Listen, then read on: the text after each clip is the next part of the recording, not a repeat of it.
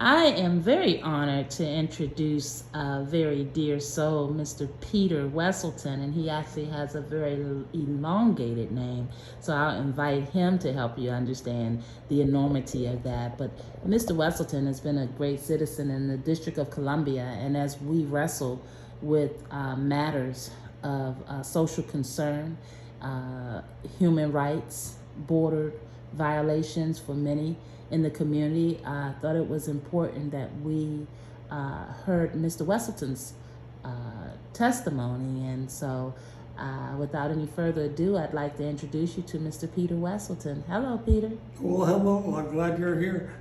Been wanting to get together and see if I can help.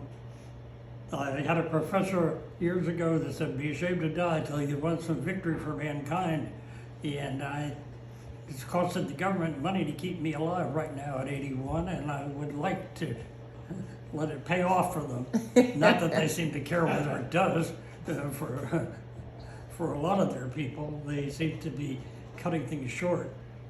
I never thought I would be subsidized by the government. I've never had unemployment or anything else for 81 years. But in when I was 62, I had to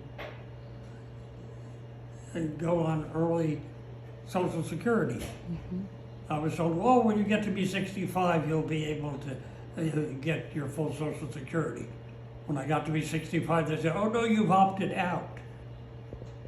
So I have been getting $938 a month, and I'm hoping to live on that.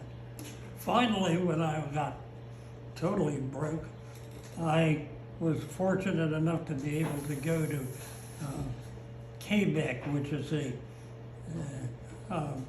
homeless shelter that's really quite wonderful over at for the 4050th Street, Southeast. Mm-hmm. Mm-hmm.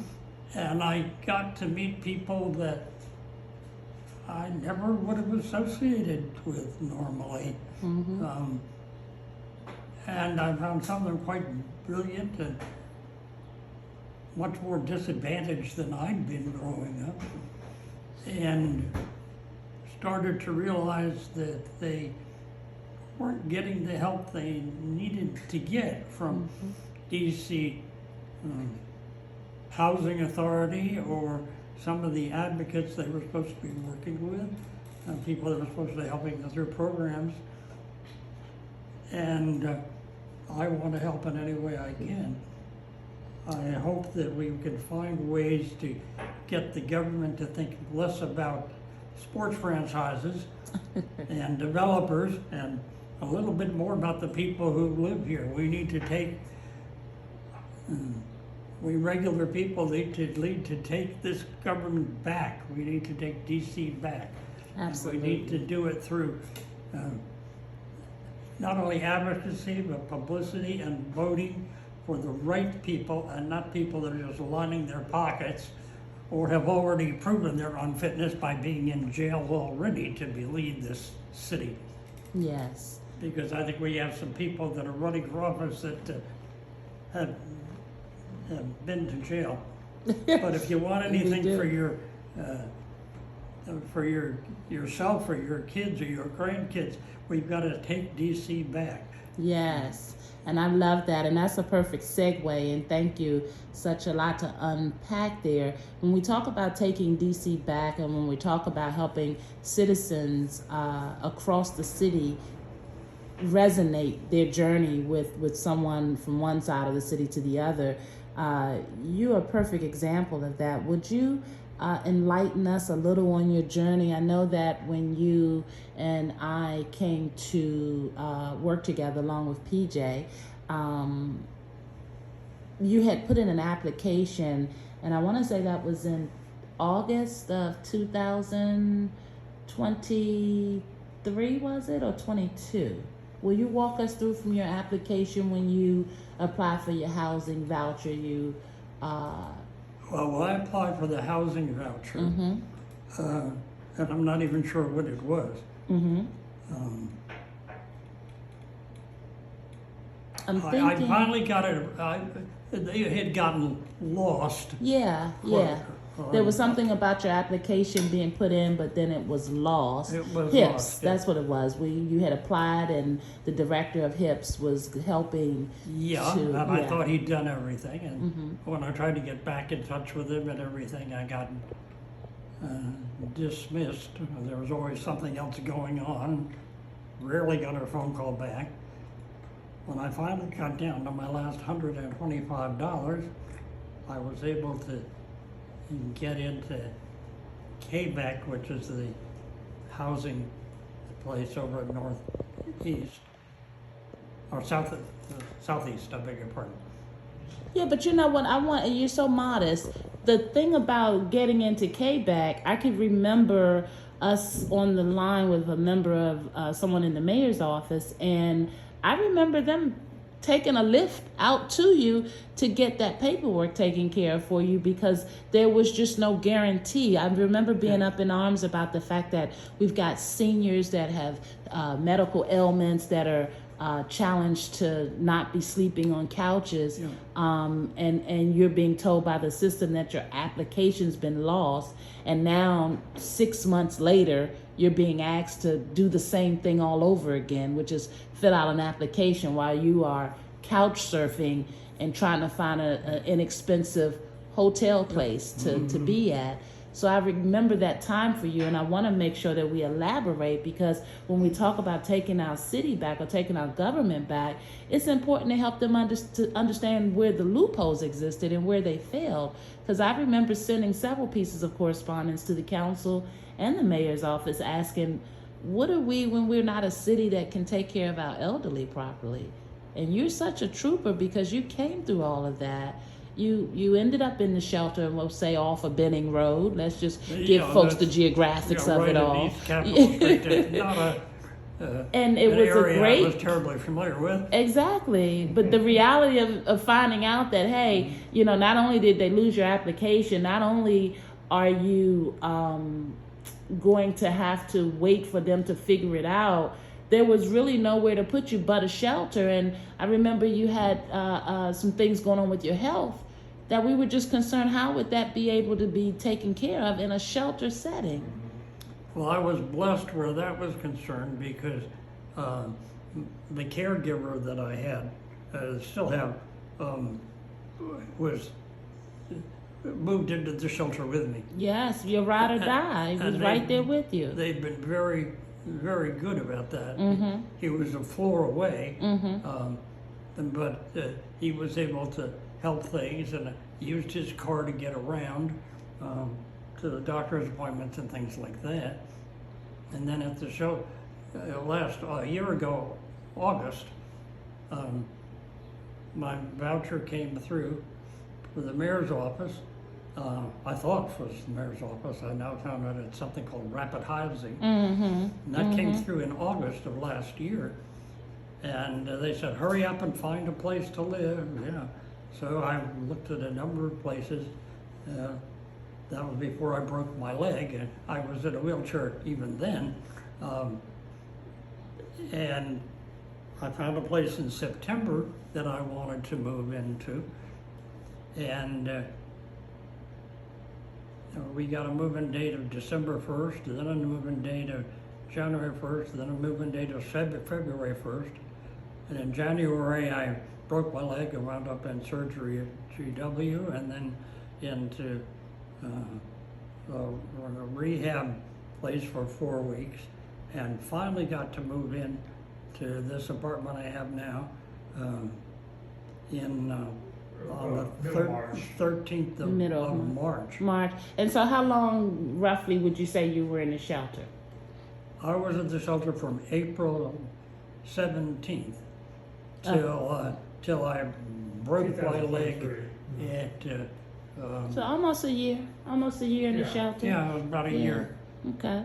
And the So reality, so much for rapid housing. yeah, for rapid rehousing, right? So you've graduated to the next part of the journey, so to speak. But I want to back up for a minute because you mentioned your rehab, and without going into detail about the health exposures and ailments that you were nursing, I just think it's pretty remarkable that we were able to get you placed in a setting that would help you to hold on for a year. And had it not been for your wonderful caregiver who was, right there by your side every step of the way. And I say that and point that out because not so many of our other citizens are fortunate to Oh, I have totally someone. was, because he wasn't even getting paid for all How of about time. that? And it was his only, basically, his only income, but he had been able to save a little bit of, I owe him a lot of money. Well, and I thank you. I'm very honored to be able to sit and speak with you on this end of it because we never know how these situations are going to turn out. And that's the whole point of why we're doing this, because we need our city officials, our so-called elected officials, to understand that we don't have the luxury of waiting for them to understand or care. There are human lives every day that are affected by this. And when we have a system that doesn't have proper oversights or accountability to our seniors, my God, and just talking to you now and understanding all of the many facets of your story, the reality that we would rob you of that glory fighting through a DC shelter system to survive. As you said, a lot of money is being spent to keep you alive in order that you can tell your story. There are folks in this city who need to understand that this is a standard problem. The standard of living for our citizens is of question. And before we make it a black or white issue, we need to make it a human issue, which is what it is. Because when we don't have proper services in place, from my professional humble opinion, to take care of our seniors, then that's where we start. That's where we grade ourselves. That's how we hold ourselves accountable with so much money running through this town. When our seniors have to drag their ailments into shelter settings, pray for the best outcome, because we know that there were members in the mayor's office fighting for you to even end up there, because it was so atrocious to find out that you had done the right thing. You had came down, you had filled out the paperwork, and they would have the audacity to tell you it's misplaced or lost, and then that has to happen at your detriment, to where you end up going into a shelter for a year, nursing these health ailments. And so I wanted to, you speak so wonderful and so modestly, but I wanted to break it down a little further, because your story is so many out there, and many of them don't have a caregiver or have someone fighting or advocating for them. And every time I pick up the phone and get another call, I wonder what the next story will be. And so I'm honored that you would, because I know you fight back a lot of the frustrations coming through the rehab process, having broken your leg, still having health ailments you have to deal with. Let's talk about the fight you had trying to get into a decent home housing, which is wonderful. It's great. And then there are some of the elected officials that'll look at you being here and say, see, the system works. And they would simply ignore all of the inconveniences that you've shared and endured along the way. And as a mental health advocate, that is the piece that I want to point out, the piece that I believe our city officials don't get, the imposed levels of trauma and mental health and mental diminishment that you have to go through each time there's a setback, or every morning you have to wake up with the reality that you're still in the shelter. And I bring that up because you found a place that you wanted to be in, and then there was a deposit spent, and then there was some concern. That was done in last September. The money was spent in last September. I didn't move in till last, and I haven't been reimbursed for any of that at all. And you found out that because you were a voucher recipient, you weren't even supposed to be exposed to that down payment. And the reason I make that point is because simultaneous to But you, no one nobody was told you. No one was a help at housing. Right. No one was to help at any of these other things. I don't think they care. I think they're so busy lining their own pockets, which you may want to cut out. But yeah, I don't think that's a consideration, or it would have been. Yeah. And- There's a, you know, Yeah. And the Dr. irony of Rupert that. was a big help at the mayor's office. Yes, we had some wonderful folks along the way, and There are people, fortunately, but if the problem is if you do too much, then your co-workers shun you and think you're just a troublemaker. And well, let's talk about these cliques Yeah. and these gatekeeping Yeah. understandings to keep everything They're the all- same or hushed. Yeah. they want to. What was that phrase you? The gatekeeping. No, not the gate. Oh, the cliques. The Indian thing. Oh. They went to the circle the wagons. Oh yeah, So circling when the wagons. you attack Yes. one, they're afraid you're going to attack Yeah. everybody else. And the thing is, and that's a very good point you make, because it's almost like we can't have the conversation because they're not sure how far to go down the rabbit hole, so we don't want to expose that much, and so there's just this stern approach taken. But You'll have to speak to our attorneys. We can't say anything. but the casualty are the human lives, and the reason why I wanted to introduce you to our audience and to our folks is because it's important that we understand that when we start seeing matters of humanitarianism overlooked, ignored, or dismissed, then we know we have a problem. It's about the humanity of it, and stable housing, just having a foundation stable enough for your living, it kind of helps you to evolve in the other areas of your living. And I can't say it enough, we don't have enough conversations in the preventative space of mental health and mental wellness, and a big part of that comes with how we take care of our vulnerable populations.